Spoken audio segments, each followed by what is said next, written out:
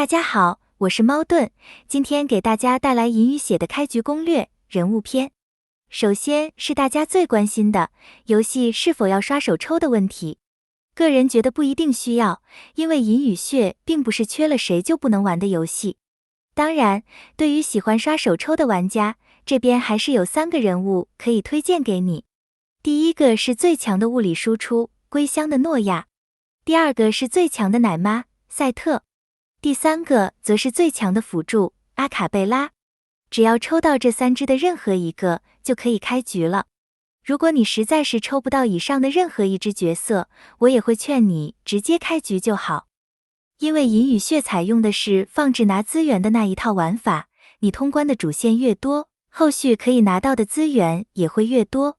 而且最重要的还是，银与血的放置资源比重还特别高，几乎所有重要的资源，包括主角和人物升级的资源、技能和属性升级的资源、钱，甚至是高级装备，全部都是在这里产出的。所以时间就是金钱，如果你花太多时间去刷手抽，反而会因此而损失掉很多的在线资源，这样并不划算，所以刷手抽的时间适量就好。归乡的诺亚和赛特都是10组阵营，出10组的概率本来就很低。如果执意要10组开局，恐怕会浪费掉很多时间。而教会阵营的阿卡贝拉，其实也不是真的那么难抽，时间长了都会有的。而且游戏里还有初拥加赠活动，累积150抽和300抽，都可以获得一个不含10组阵营的 SSR 自选，到时你就可以从里面选一个阿卡贝拉出来。累积450抽后，更是可以获得一个包含10组阵营的 SSR 自选，到时你也可以根据阵容的需要来决定选择诺亚或是赛特。银与血是有战力推荐系统的，只要你的战力超过了关卡推荐的战力，就会获得加成，让通关变得容易。所以并不存在没有谁就不能通关的情景，而更多只会因为你的战力不达标而无法通关。打不过就去睡觉，只要第2天拿了资源升级后，就能顺利通关，这就是睡觉变强法。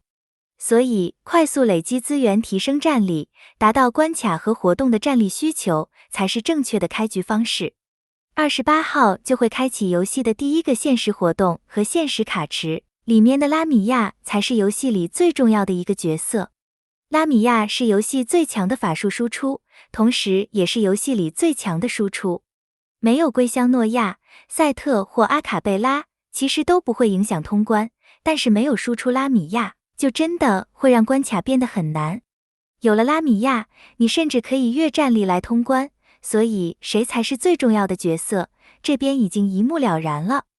最后来说一说银鱼血的特别卡池祈愿画匣要怎么选。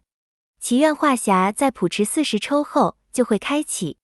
简单来说，它就是个大池中的小池，可以在教会、血族和王国这3大基础阵营中各挑选5位出来抽取，没有被选中的人物就不会出现在卡池中。这种设定是真的很方便，至少以后就不用担心会一直看到已经抽满了的角色继续出现。第1个阵营教会是人才最多的阵营，最强辅助阿卡贝拉，不用说一定是必选的。阿卡贝拉的奥义不仅可以提升队友恢复血能的速度，还可以提供物理伤害、法术伤害和暴击率提升。血能是释放奥义所需要的能量，一个能提升全队释放奥义速度，又能给队友增加暴击、物理和法术伤害提升的辅助。所以也不难理解，为何阿卡贝拉会被称为是游戏里的第1辅助了。第2位推荐的是范海辛，他是教会阵营里的最强远程范围物理输出，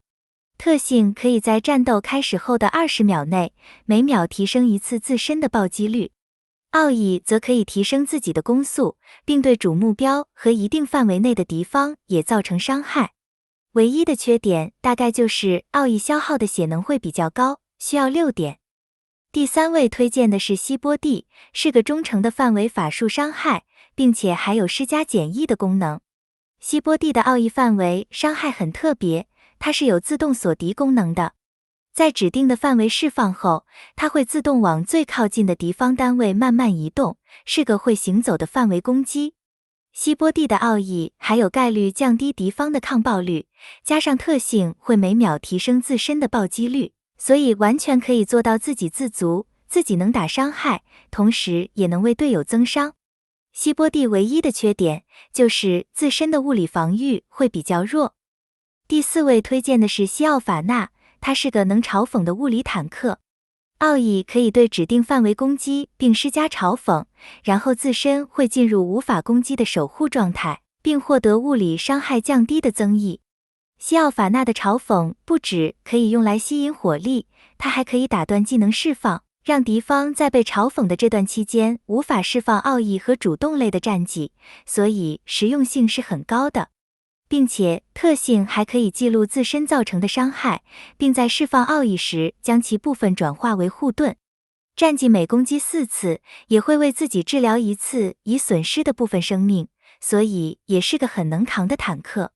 如果要说西奥法纳有什么缺点，那就是在嘲讽守护期间自己无法输出，也无法治疗，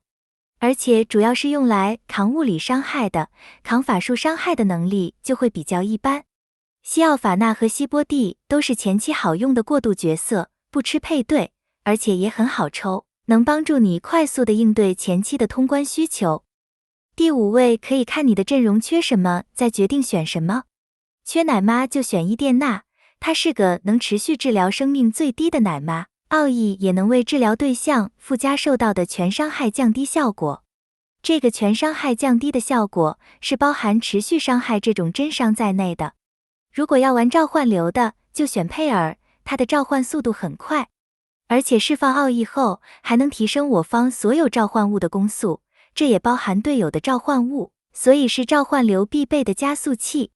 其他非主流或不适合开局的体系，比如持续伤害流的队员，这边就暂时不考虑了。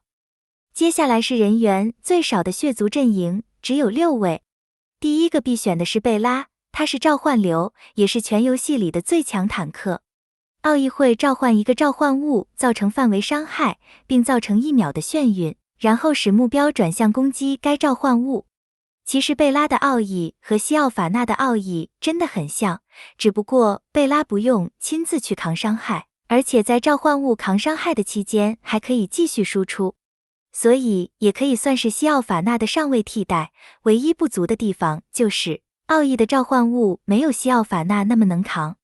贝拉的战绩可以在每8秒就召唤2个召唤物来代替自己成为攻击目标，每个召唤物只能持续20秒，最多存在3个。在召唤物存在的期间，贝拉不会受到攻击，并且贝拉的特性还可以每2秒就给予召唤物治疗，所以是个非常能扛的召唤坦。只要召唤物一直存在，贝拉就不会受到伤害。虽说是召唤流的坦克，但其实贝拉在所有阵容里都可以使用。贝拉在活动就会送1只，但因为召唤物是续成贝拉部分属性的，所以属性自然是越高越好了，多抽几只绝对没有坏处。若要说贝拉有什么缺点，那就是前期需要花一些时间来维持召唤物的数量，还有就是奥义的消费不低，需要5血能。血族的其他角色就没什么用了，都是用来凑数的。奥塔维亚是范围法术伤害，奥义可以驱散所有增益效果，并施加法术伤害提升。为了防止以后会有需要驱散的关卡出现，所以建议选进池子里当备用。接着是网瘾的吉尔兰、奥古斯丁和妹斯，都是开局就选择一个目标，然后往死里打的类型。其中妹斯还可以自爆并造成高额伤害。这种类型的人物有很多，但都没有太大的作用，因为 PVE 的怪通常都很多，也许这类型的队员会更偏向 PVP 吧。虽然3个都没什么用，但还是建议全选了，因为最后一个该隐更没用。当然，如果你想选择类型不一样的角色来作为备用，那就选择该隐吧。最后一个阵营是王国，首选是求索的苍廪。奥义可以带着队友移动到指定的位置，并施加护盾和受到的物理伤害降低。移动可以用来躲避敌方的蓄力攻击，也可以在被围殴时用来解围。苍廪的特性可以提升队友获得的护盾值，战绩则每10秒可以为队友加盾。总之就是一个很好用的，以护盾来代替治疗的角色，所以也不用害怕禁疗之类的技能。弗里德里希·奥义可以为自己加盾，并对自身一定范围内的敌方造成伤害。战技也会为自己加盾，特性则会使自身拥有护盾时受到的法术伤害降低。可以和求索的苍廪配合，来使自身的护盾获取量增加。总之，弗里德里希就是专门用来扛法术伤害的，而西奥法纳则是用来扛物理伤害的。到时就看敌人属于什么伤害，再用什么坦克来应对就好。切西亚召唤流的输出，虽然自身不能召唤，但奥义会在友方的召唤物大于3时，大量提升奥义攻击的次数，是个靠队友的召唤物数量来提升爆发的输出。并且特性也会使我方召唤物的伤害提升，也算是个召唤流的小增伤。切西亚增伤，佩尔加攻速，贝拉当坦克，召唤流的基本体系就这样形成了。最后就是等召唤流的主输出，归乡的诺亚加入了。艾米，战斗开始可以和战右边的一位角色链接，使两人受到的全部伤害降低，并且在其中一人首次低于半血时，有一次恢复血量的机会。艾米的奥义也和求索的苍廪一样，可以带着队友飞，去逃避围殴和蓄力技能的攻击。但有一点不同的是，求索的苍廪给队友的增益是护盾和减伤，都是防御类的，而艾米给的则是攻速提升和全伤害提升，更偏向输出类。若有艾米和苍廪同时在队，就可以带着队友飞来飞去了。另外，艾米的全伤害提升也是少数可以用来提升持续伤害流的增伤，而且也不会被其他物理或法术增伤所稀释，算是比较高级的增伤。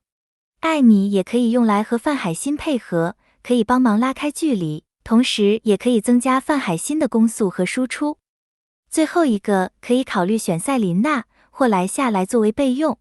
赛琳娜是个带控制的高伤害单体输出，每发射3次弩箭就会对主目标施加1秒眩晕，奥义也会造成单体高伤，眩晕2秒，并且还会根据持有的副影剑来提升奥义伤害。副影剑可以透过战技穿透剑每命中一个目标和队友施加眩晕来获得。目前算是一个比较特殊并且未来可期的眩晕流输出。贝拉、吉尔兰都是可以眩晕的队友，莱夏也是个高暴击的单体输出，奥义能造成非常高的小范围伤害，伤害会由范围内的敌人来分摊。如果目标只有1人，那就是除了妹斯的自爆以外最高的单体伤害了。不过缺点是奥义的消耗是惊人的10点，需要依靠队友释放奥义和战技的能力来慢慢降低奥义的消耗。是个需要热身才能发挥的角色，但又因为本身是近战，在前排容易被围殴，而导致生存困难，在实战中并不好用。但未来如果有适合的刷分副本，相信就会有它的用武之地。所以也和赛琳娜一样，是属于未来可期，可以拿来备用的一只角色。莱夏可能适合没有小怪的首领，赛琳娜则适合有小怪的首领，当然以上都纯属猜测而已。好了，今天的视频就分享到这里，感谢大家的收看，我们下期再见。